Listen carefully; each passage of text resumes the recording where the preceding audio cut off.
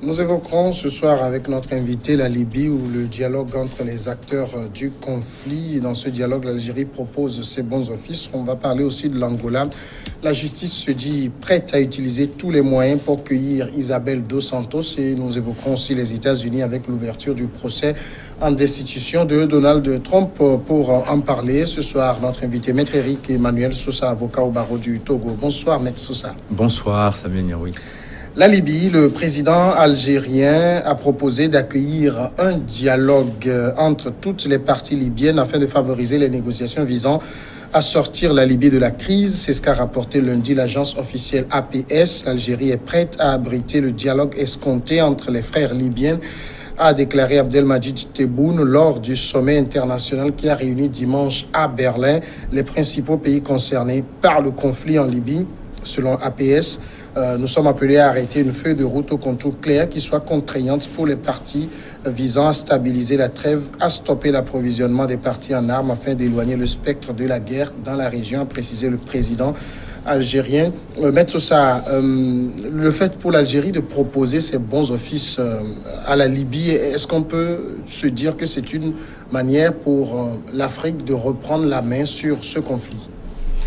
Bon, c'est une manière pour l'Algérie de enfin jouer son rôle de voisin loyal et préoccupé par le destin d'un pays qui partage quand même un destin commun avec elle. Donc oui, je pense que l'Afrique, si suffisait qu'un seul pays africain intervienne pour qu'on dise que l'Afrique s'approprie les solutions ou la recherche de solutions du conflit libyen, ce serait chose facile. Mais non, c'est pas ça. Parce qu'un pays africain intervient enfin, parce que l'Algérie aussi était aux prises avec des tribulations politiques qui ne lui permettaient pas d'avoir une voix tout à fait intelligible dans ce conflit. Ouais. Bon, aujourd'hui, c'est réglé. Nous avons une légitimité au pouvoir. Malgré tout, malgré le Irak. Donc, ça permet à l'Algérie de pouvoir au moins tenter de rechercher une solution algérienne, pas africaine. Parce que qui sont les autres États qui diplomatiquement sont associés à l'Algérie? Quel est,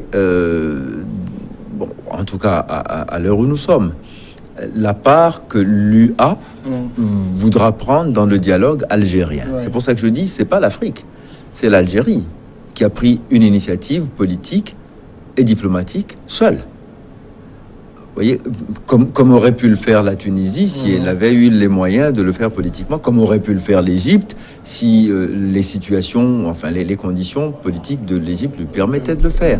Donc non, écoutez, la dernière fois, c'était l'Allemagne qui a convoqué on va dire, des faire-valoir africains pour parler de la Libye. On peut se demander quel est le lien. Certains peuvent dire qu'ils ne voient pas le rapport entre l'Allemagne et la Libye. Pourquoi l'Allemagne? Pourquoi ce serait l'Europe? À un moment donné, ça a été Paris. La rencontre de Paris n'a pas donné plus de résultats. On se félicite que les gens se donnent la peine de réunir ces belligérants, ces frères belligérants. Mais on désespère quand même de voir qu'à chaque fois, il y a des dialogues qui avortent. Parce que en réalité, les deux ne se parlent pas. On parle à leur place. On veut des choses à leur place. Pendant qu'on les somme d'observer un cessez-le-feu, ils brûlent de pouvoir en découdre. L'un et l'autre, les deux parties. Bon, alors, on va encore les réunir pour leur dire non, soyez raisonnables, cessez-le-feu, etc. À un moment donné, je crois que dans ce genre de conflit, il faut que la supériorité militaire l'emporte une bonne fois pour toutes, que ce soit d'un camp ou d'un autre, ou bien que la diplomatie efficiente arrive à convaincre l'un et l'autre de ce que il n'y a aucune comment vous dire ça, il n'y a aucune victoire dans le fait que l'un gagne contre l'autre, parce que ce sont des frères libyens qui, à un moment donné, sont appelés à convivre toujours, et que de ce fait-là, il n'y a pas lieu de continuer la guerre. Mais bon, quand on voit les intérêts qu'il y a autour de la guerre, parce que en fait, c'est simplement qui va avoir la main sur les réserves pétrolières, c'est tout. En même temps, vous l'avez rappelé tout à l'heure, il y a eu le dialogue de l'Allemagne, il y a eu Moscou qui est entré dans le jeu, il y a eu la France, il y a eu même l'Italie. Alors, si tous ces gros ogres n'ont pas réussi, en quoi le petit poussé algérien peut réussir? Parfois, l'Algérie nous a déjà surpris. Non, bon, vous savez, ils ont pour eux une forme de proximité. Elle n'est pas que géographique, elle est culturelle. Et puis aussi peut-être, je ne sais pas, si les deux protagonistes sont sensibles à l'histoire, ils pourraient comprendre aussi que peut-être une voix plus autorisée pourrait venir de l'Algérie, parce que l'Algérie est passée par des moments historiques douloureux qui lui donnent une certaine légitimité aujourd'hui à venir parler à un peuple frère libyen et à maghrébin et arabophone. Peut-être que de ce côté-là aussi, il y aura une forme de, disons, de catharsis qui pourrait se passer. On peut l'espérer. En tout cas, je souhaite du succès à l'initiative algérienne. Mais bon, en regrettant qu'elle ne soit pas une initiative pleinement africaine. Vous l'avez aussi rappelé, on a deux frères ennemis qui sont prêts à en découdre. Et quand on les regarde très bien, il n'y a véritablement aucune volonté de faire la paix. Non. Alors, pourquoi les y force-t-on? Mais c'est bien ce que je disais tout à l'heure. On les y force parce que ça arrange diplomatiquement des gens de construire la paix en Algérie. Et on voit là, ici, se jouer le jeu de Tartuffe habituel. On donne des armes le soir et le lendemain, on appelle à la paix. On vend des armes, on ne donne pas des armes. Ça ne donne jamais. On les vend. Même si on vous les livre à crédit, vous paierez en pétrole ou en quelque chose d'autre. Mais voilà, c'est un peu ça ce qui se passe. C'est pour ça que finalement tout ça échoue. Parce que celui qui sait que vous avez armé contre lui n'est pas désireux de vous voir après négocier la paix. Non. Il veut trouver plus puissant que vous pour lui fournir des armes plus puissantes que les vôtres. En général, c'est comme ça que ça se passe. Donc, vous voyez, c'est à désespérer.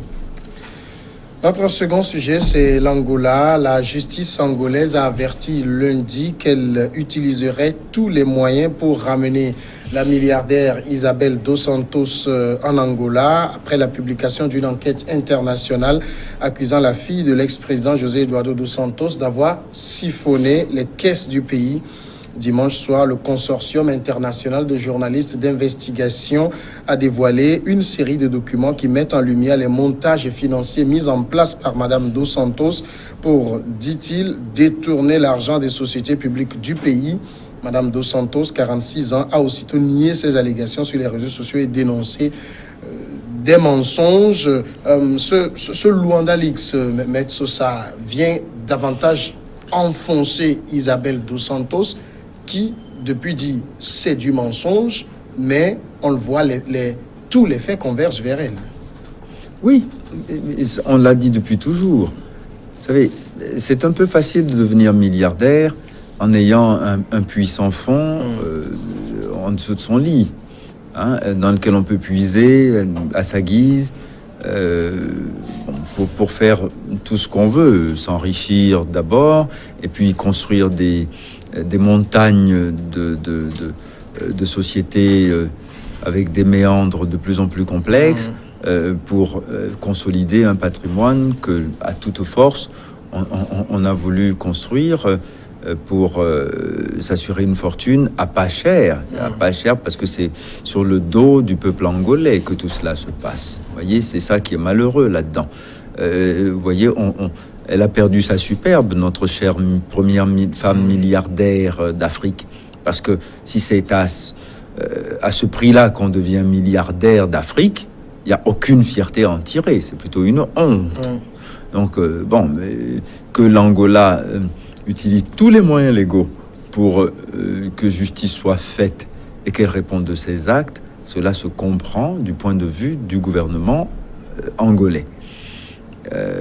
Maintenant qu'elle crie au loup, à la chasse aux sorcières et qu'elle dise que c'est du mensonge, mais on n'attend qu'une chose, qu'elle vienne nous démontrer avec tous les moyens possibles, juridiquement défendables, que tout ce qu'elle a fait, elle l'a fait dans la pure orthodoxie de la gestion saine des finances publiques auxquelles elle a eu accès. En semaine passée, elle répondait à une interview d'un journal portugais et elle estimait que c'est parce que elle avait des ambitions présidentielles qu'on lui trouve d'époux alors qu'elle n'a pas de cheveux sur la tête. Ben, c'est toujours comme ça. Voyez. On en a déjà vu d'autres comme ça en Afrique. Dès que vous avez maille à partir avec la justice, c'est parce que vous êtes candidat à des élections présidentielles. Quoi? Qu'est-ce qui qualifie Isabel dos Santos à prétendre à la magistrature suprême? Parce qu'elle est la fille de son père? Est-ce que l'aptitude à gouverner ou à être président est aussi atavique? Est-ce que c'est génétique? Ce que son père a fait dans les maquis, la guerre d'indépendance, qu'il a menée comme soldat avec Agostinho Neto et beaucoup d'autres. Est-ce qu'elle est là, cette veine-là, systématiquement parce qu'elle est la fille d'eux?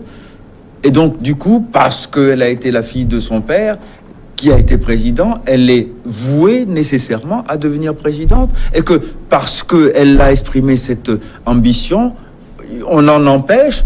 On lui dit qu'elle a utilisé l'argent public pour s'enrichir. Et elle dit, non, c'est parce que je veux devenir président qu'on est en train de le dire. Vous voyez, non, ce n'est même pas cohérent et c'est pas défendable. Mais malheureusement, ils sont nombreux comme ça. Oui. Vous voyez? Voilà.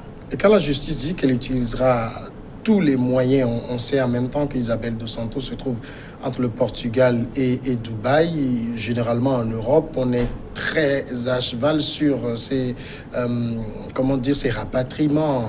Attendez, jusqu'à ce qu'on nous prouve que la justice angolaise est une justice qui est a priori partiale, dépendante du pouvoir exécutif, et que par son exercice même, elle est susceptible de porter atteinte aux droits de la défense que pourrait organiser et déployer Madame Isabel dos Santos, je ne vois aucune raison pour qu'un pays européen soit-il s'oppose à ce que, dans un pays africain, quelqu'un qui a commis des actes préjudiciables à l'intérêt public soit jugé dans son pays.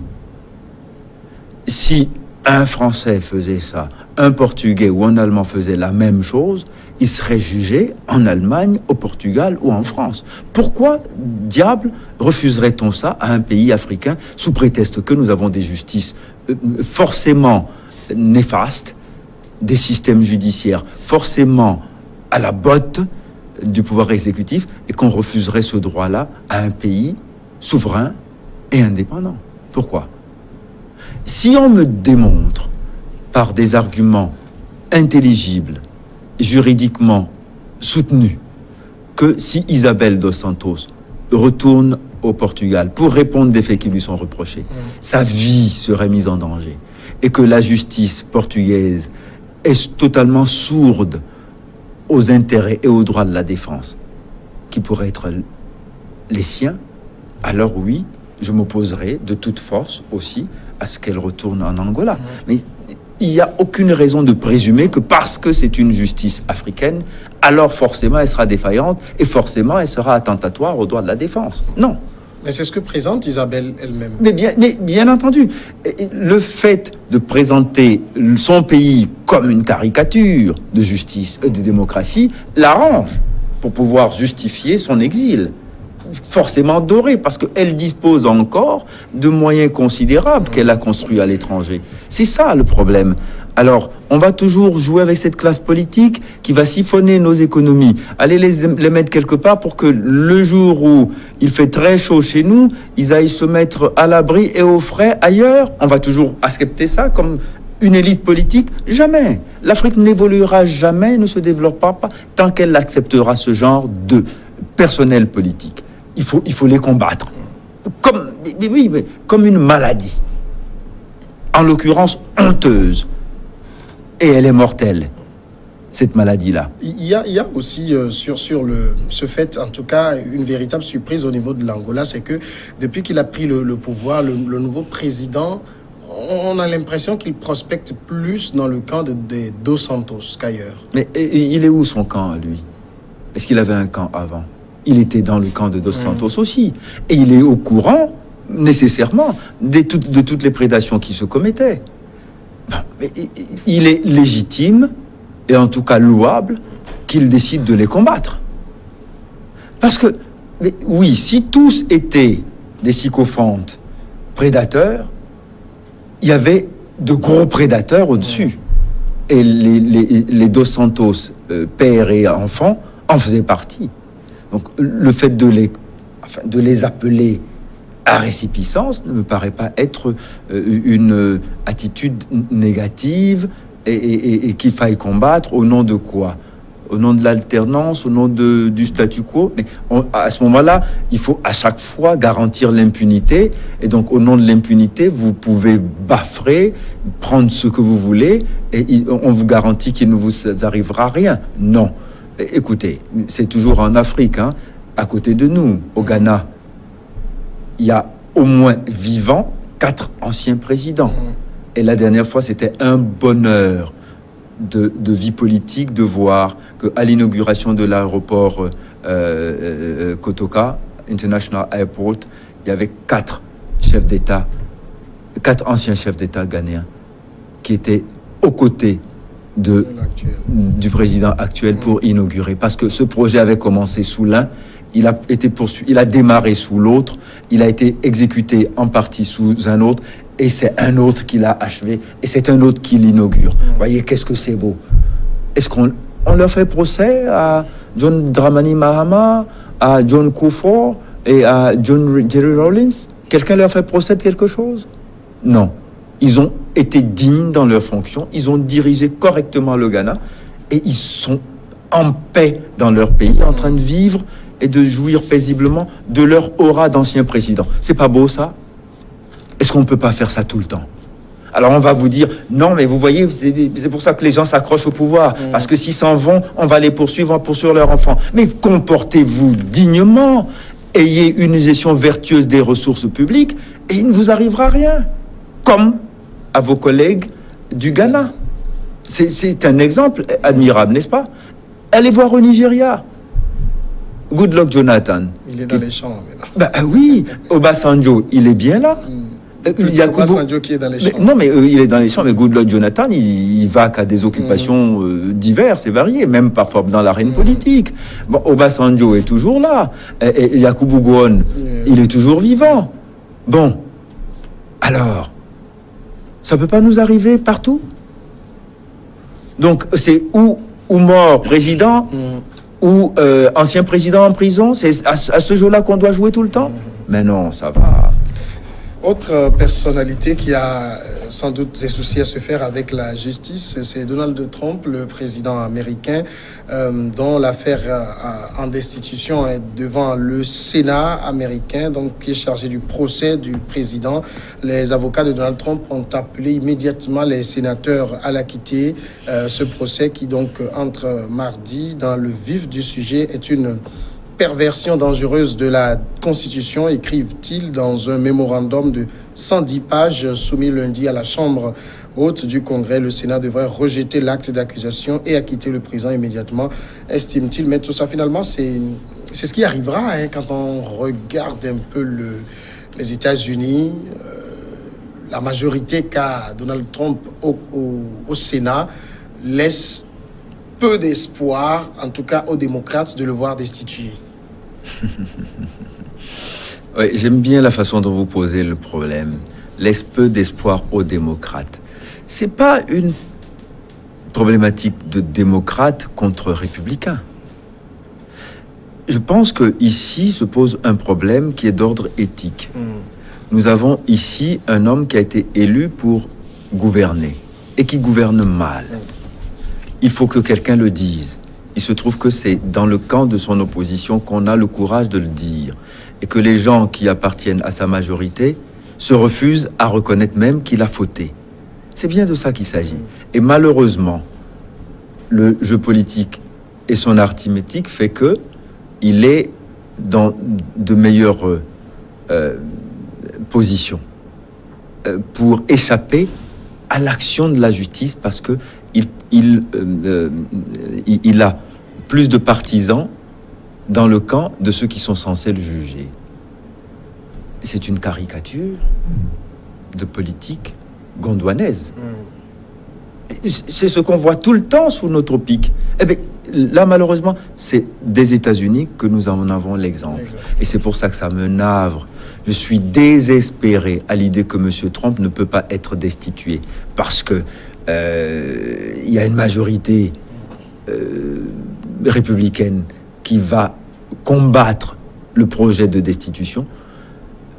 Je suis désespéré à l'idée que M. Trump continue de pavaner et de braver l'état de droit parce que il s'appuie sur une majorité de sénateurs acquis à sa cause parce qu'ils partagent la même idéologie politique. Donc, du coup, ces gens-là qui ont juré sur la Constitution et la Bible de rendre une justice, enfin, de faire œuvre de justice impartiale, sont des parjures. Parce que d'entrée de jeu, c'est pas ce qu'ils font. En même temps, c'est comme ça que la société, que le modèle démocratique américain fonctionne. Oui, non mais attendez, en quoi ça devrait nous consoler, nous autres assoiffés de démocratie et apprentis démocrates? En quoi? Non, c'est pas parce qu'ils fonctionnent comme ça que nous devons dire, oui, ben, si ça se passe comme ça aux États-Unis, pourquoi ça se passerait pas comme ça chez nous? C'est le pire exemple antidémocratique que nous ayons aujourd'hui. Et il est à l'œuvre sous nos yeux tous les jours à longueur d'antennes et de colonnes dans les journaux. C'est malheureux, mais c'est une réalité, une triste réalité politique. Et vous voyez, la politique, elle a aussi parfois ses laideurs.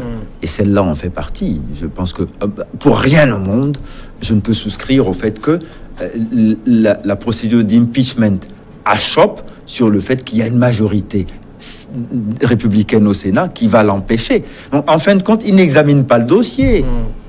C'est un peu comme si on dit, on choisit comme juré les membres de la famille de l'assassin qui vont dire, mais il n'a rien fait parce que nous sommes ses frères. C'est un peu ça. C'est pour ça que je dis c'est une caricature.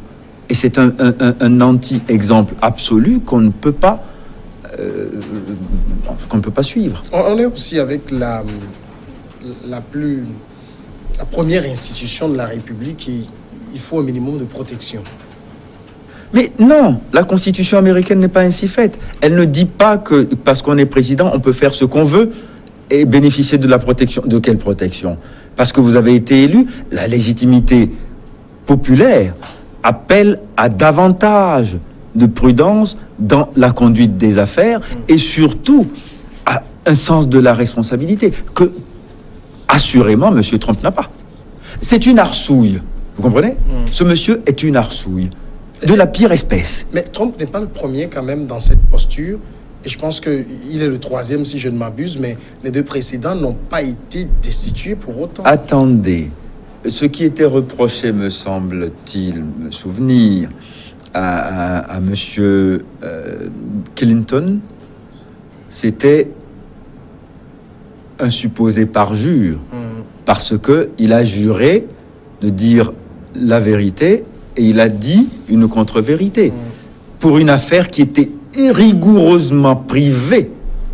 On peut même aller dire que ça appartient à son intimité sexuelle. Ce n'est pas ce dont on parle. Ici, c'est un acte de trahison et un acte d'atteinte au fonctionnement des institutions dont il s'agit. Donc, c'est pas le même degré de gravité du tout. Mais tout ça, on est arrivé à la fin. Merci d'avoir répondu à nos questions. C'est un plaisir toujours. La pause et le journal, 10 minutes après, regard croisé.